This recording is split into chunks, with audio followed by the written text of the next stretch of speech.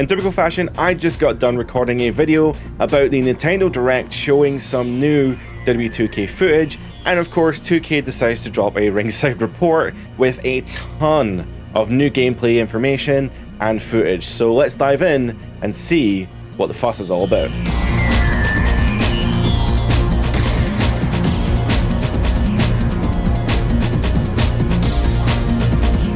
So first off, I really do like that they give us this in a clean video format, explaining everything that we need to know. I do wish though that they maybe gave us clean screenshots. So I'm hoping that as time goes on over the next few days, we will get more screenshots from this video. So I don't want to play the whole video. I don't want to play everything and just react to it. So what I want to do is just kind of cherry pick the things I want to talk about here. So first off, we have our first look at Wade Barrett.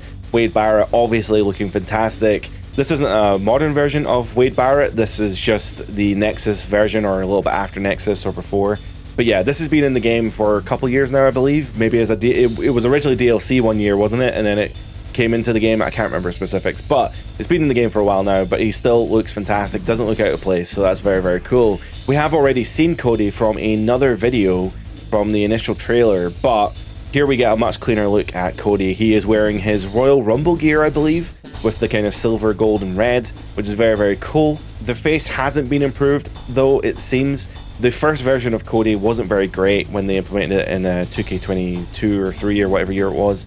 The one that they redid last year made him look a bit too Barbie-ish, a bit too Ken-like, just kind of the smoothed out jawline and cheekbones and stuff. But hey, it still looks like Cody, and you can still tell it's him, even if the face maybe looks a little odd. I need to emphasize as well, I really, really dislike 2K's pyro. I know that's probably like a really silly thing to complain about, but I'm thinking back to those like THQ games, right? The Ukes games, and how they did their particle effects for the fireworks and how great they actually looked. The fact that they were able to do like show intros for Universe or Road to WrestleMania and make it look really authentic. And here, the pyro just doesn't look great. Like, it never looks great. It just looks... I don't even know how to describe it. It just doesn't look great. So I'm hoping that maybe in the future, presentation-wise, they can increase or improve things like pyro, because that would actually go a long way to improving how entrances look. Talking of pyro and particle effects, we have controversially the look at the Inferno match. Now, the Inferno match, of course, is a hot topic. I know that's a pun, but legitimately, it's been a hot topic on social media for the last couple of days, because it just looked like flat 2D planes on the edge of the ring with fire texture on them, and in a way it actually still kind of looks like that.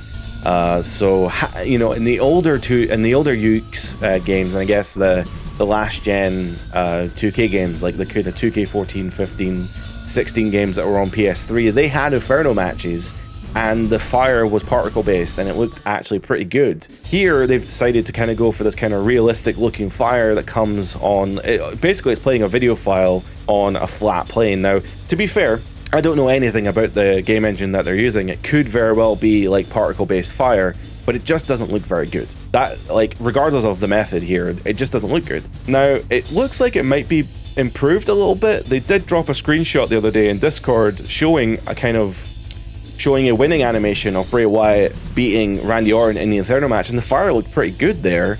And here we are looking at this again, just kind of looking at it going, how does this fire look? We'll get another look at the Inferno match very shortly, but before that, I guess it's cool that at the start of the match the fire comes up and the kind of characters will react to it and stuff. I guess that's kind of cool. I don't know. Maybe I'm nitpicking, maybe I'm just being moany, I don't know. It looks okay. I guess it's not about how it looks, it's about how it plays. And it looks okay, but really, how does it play? And that's something we'll need to figure out, hopefully later in the video, but maybe later on in the coming weeks. Here we get a look at Braun Breaker here. He is sporting a new attire with the kind of a Steiner jacket with the kind of spikes on the shoulder, and a new black attire that kind of fits in with the vision. It's literally what he's kind of wearing now anyway. But it does look like it's the same entrance he's had in the last years. But yeah, looks great. As we continue here, we have another look at Roman. I think that's his WrestleMania gear. Is there anything really to pick out here? I guess the WrestlePalooza arena is cool. We have kind of seen that already in some screenshots. And new referee. I don't know who that referee is, but new referee. He's in there. That's cool. We get a look here at the Scrapyard Brawl arena. Now, I've been talking about this a fair bit. But what's really cool is the shopping cart is being highlighted as this new main feature for the game. Weapon enhancements is a big deal this year, and here we see Rey Mysterio in a shopping cart with Dom kicking the shopping cart over, and Rey will go flying as you would expect. There's lots of different interactions with the shopping carts that we will see shortly, and I'm really appreciating all the little details that they've added into the game. So this video is narrated by Wade Barrett, which is very, very cool. I appreciate that kind of interaction that they've had, like someone that we know narrating the video. It would be cool if it was a dev, but I'll appreciate that. I'll take whatever I can get. Wade Barrett is cool. But here we see a first look at the menu system for 2K26. Now, first off, you will notice it does look very familiar. It does look the same as the previous year, just with a different background and a bit of a different font cleanup a little bit. In the top right, it's covered by my camera, but you can see the best match. So anytime that you do one of these matches, you'll see your best rated match in that top corner, which is very, very cool.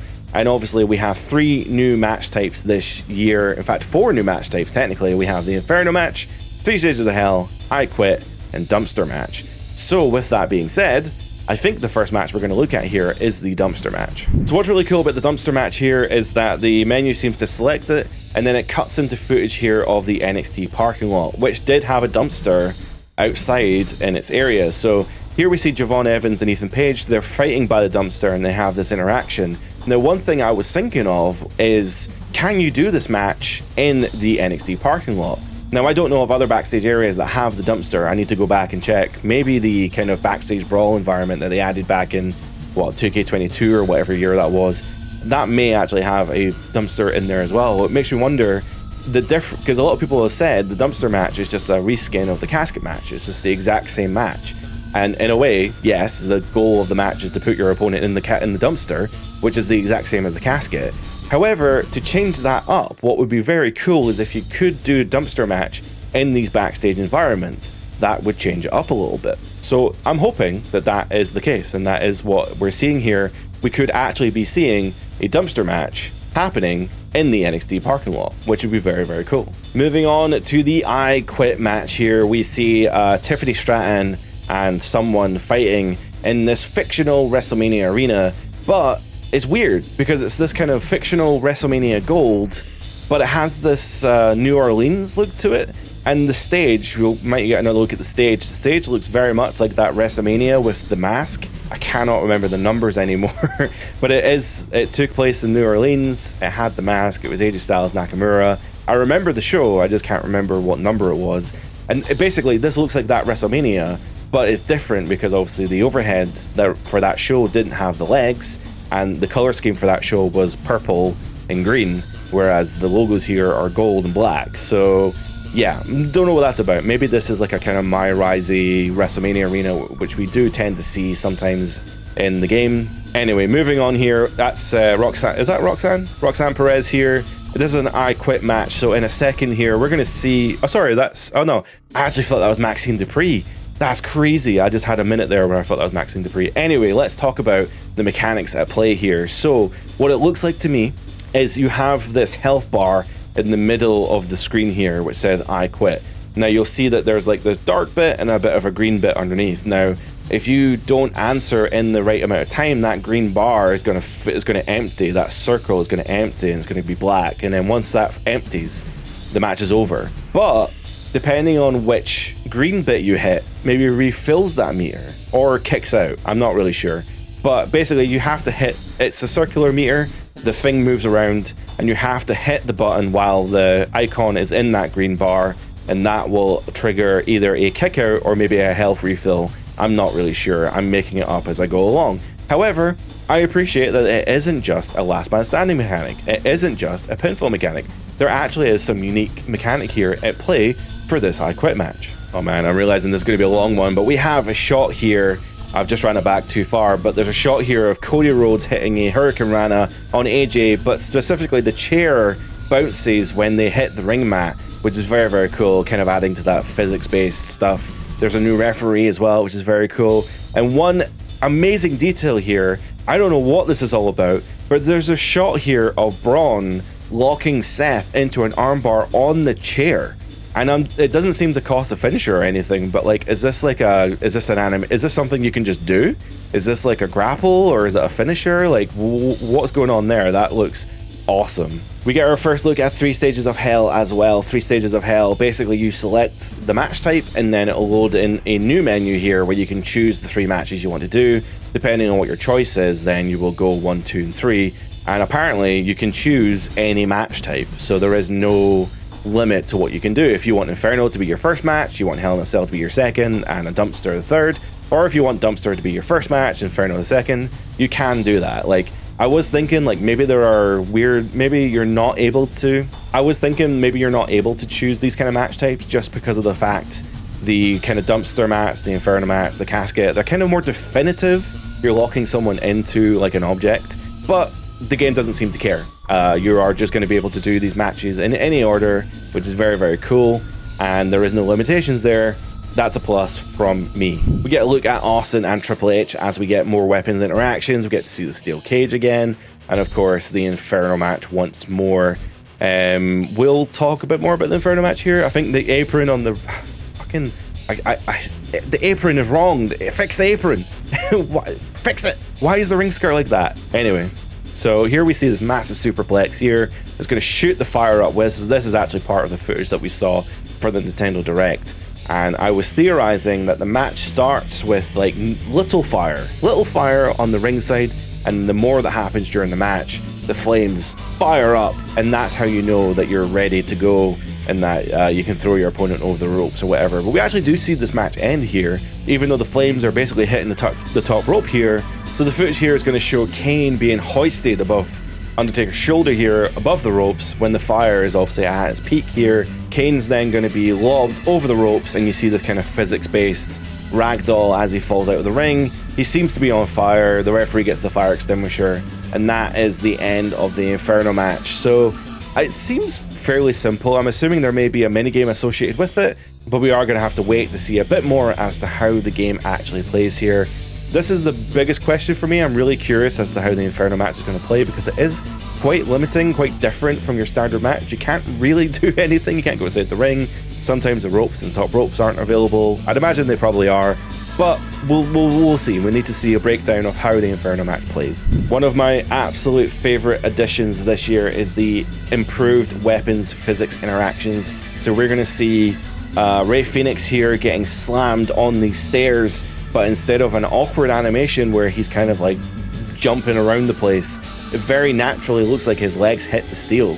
And I'm assuming it might do extra damage, I'm not really sure, but either way, it just looks amazing. We get a little breakdown here of the new physics animations, and one thing I really appreciate about the Scrapyard Brawl environment is Becky on the right here is going to use like a bounce pad to jump up to Maxine here, which is really fun. I really like that. And it takes away that kind of climbing aspect. You don't have to spend time climbing. You can just jump up to where the enemy is, and that is awesome. We get another look here at Becky lifting up Maxine. Maxine is then going to be thrown off, and we're going to see the physics interaction. There's a new ragdoll system. So now that Maxine has been thrown off of the top of this thing here, you can see that when she does go down, she goes limp, and then she has the funniest ragdoll animation. Now, it looks goofy. It does look goofy, but I love it. I absolutely love it, because it's what I want from a wrestling game. It's just stupid. I love it. And I want to be able to throw people off of things and have that kind of option of just lobbing people off of ledges and stuff. One thing I would like to kind of clarify though is, like, could you add a selling animation to when they land? Like, Maxine lies here for a split second as a ragdoll, which looks a bit goofy, but maybe when she lands, she could like sell and be like, oh my god, that really, really hurt or something, instead of just lying there completely dead. But we'll see more how the game, we don't see this in extended playthrough, right? We're just seeing highlights as the trailer's portraying this to us, so I want to see how this actually plays out in a match and how it kind of plays, but it looks super cool, so I want to see more ragdoll and how that plays out. We're going to see more of the shopping cart here, as the shopping cart, you seem to be able to freely move it around, which I wasn't actually expecting. I was expecting it just to be like an animation, but no, you can actually freely run with this thing, You can lift up people, attack them, you can hit them with weapons, you can throw them away, you can, it looks insane, the amount of things that you can do with this shopping cart. This really does take me back to those kind of SmackDown vs. Raw, Here Comes the Pain style games where you can use things like a shopping cart to then throw your opponent and do crazy shit. And yeah, this just looks really fun. So we're going to see even more interactions here. You can throw them into the ring from that position. You can throw them against the apron. It just looks awesome. Like, maybe it's a really small interaction, I don't know, but it just looks cool. Maybe it's like a one and done thing, I don't know. Talking more about weapons, we have thumbtacks here. Trick Williams pulling out the thumbtacks in the NXT arena. We have a new referee. Don't know who you are, referee, but you're new. But we're going to see the thumbtacks get pulled out. They've got a little bit of bounce to them, a little bit of physics. And Ethan Page here, unfortunately, he is actually going to get superplexed into the thumbtacks, which looks cool as hell. You can't really see it, but they are actually stuck into Ethan Page's back. I don't know if they're in Trick's back or not, but they're definitely in Ethan's. You can kind of see them there. They're attached to the elbow and the back and stuff. So very nice, very, very nice. I'm so excited to see how the thumbtacks play a role in my hardcore matches in 2K26. I'm going to use them a lot, and if PC modders get their hands on it, I have a feeling that we're going to have matches that are just entirely thumbtacks or something. It's just going to be insane. And in a video game, I love it. In real life, I'm less a fan of it, but in the video game, I'm all for it. I'm all for more ways to hurt my virtual avatars. I'm looking here and I can't see any on Trick, so they must just attach to people based on what they're doing, but I can definitely see them on Ricky. Ricky's going to get hit again here, and he's going to get more on. You can actually see them on his boots and his knee pads, unless that's just the artwork, but I'm pretty sure that's the thumbtacks. They're definitely in his armpit there. It's looking very, very cool. What would be a nice detail, if it's not already, is if they get attached to the bottom of people's boots. In these thumbtack matches, they tend to get stuck on the bottom of people's boots, so like if Trick or Rick had some on the bottom of their boots, that would be a very nice detail. Oh yeah, you can see loads there. I don't know if maybe is the art style, but like maybe Ricky's balls have been entirely destroyed by the thumbtacks, but you can definitely see them attached to his leg and his arm there. Sledgehammer from Triple H into a casket match. I thought we were going to see a bit more about the backyard there. The WWE Warehouse Brawl Arena looks the same. We have stacking tables returns. I'm very excited to see stacking tables. I'm not the biggest fan of it. It was always a bit clunky to set up. It doesn't look like it really is a big deal here, but I do appreciate it being added nonetheless. It always gives people more options, and I did like, you know, with the Hell in a Cell match, being able to break that top panel and go through the two tables does actually look pretty cool. Of course, new this year, returning from previous wrestling games, is the fact that if you're in a title match, you will actually be able to go ringside, grab the belt, and use it as a weapon. What's really cool is you can see CM Punk picks up the weapon from the podium. He's going to walk over to Drew here, and I think he's going to use that whipping animation. He's going to attack Drew with the title, which is very, very cool. Again, giving players more possibilities, more opportunities to do things in matches is always good in my books. Even if this is a regular title match, like this is the disqualifications are in effect, this is a normal match. Even if you knock down the referee, if you're the heel, why wouldn't you go grab the belt? You know, like, why, if you are in a position where you can use a weapon, why wouldn't you? You know what I mean? Like, give me the opportunity to do that.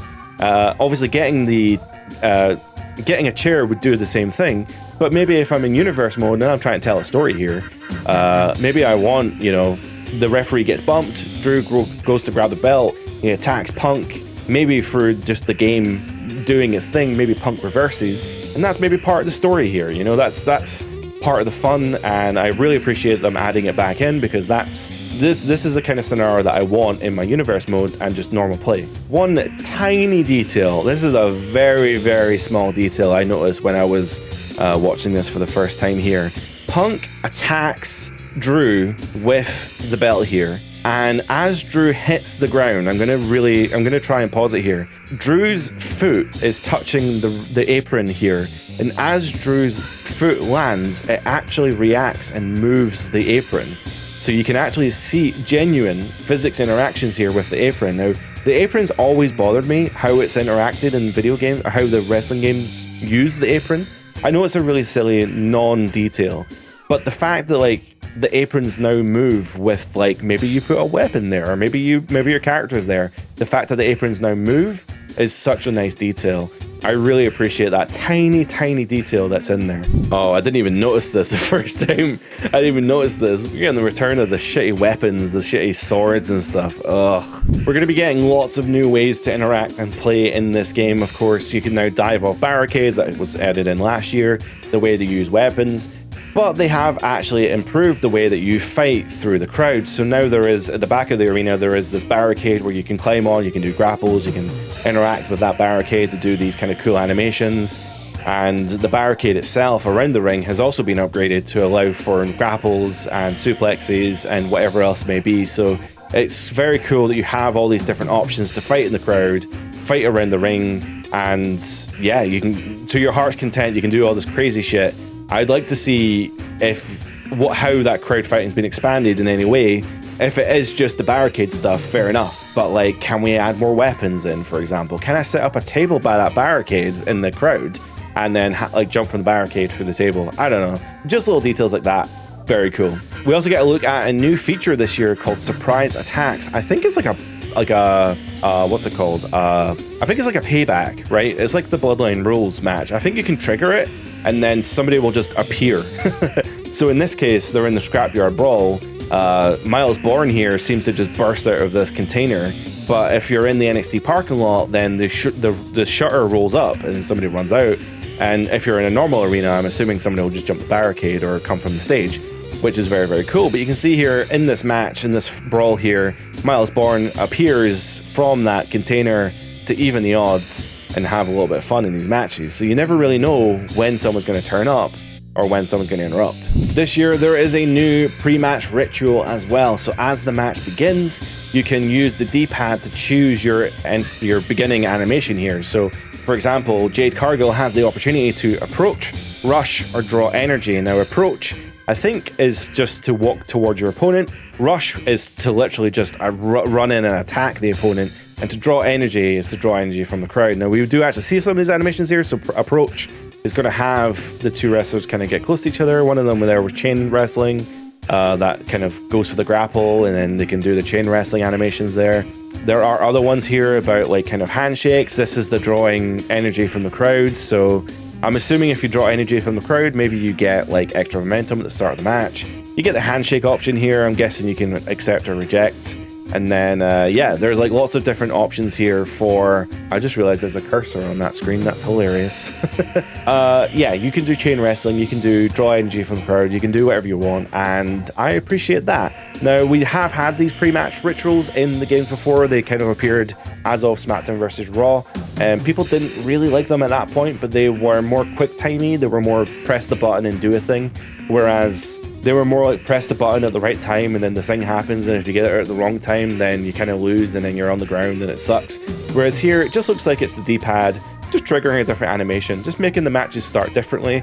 And I think if you're like me and you actually do quite enjoy watching matches, I think it will let the matches start in different ways. Another detail I've just realized is that if you do choose to rush your opponent, like in this footage here, Wade Barrett is rushing Sheamus. You can still see Sheamus's options on the bottom of the screen there.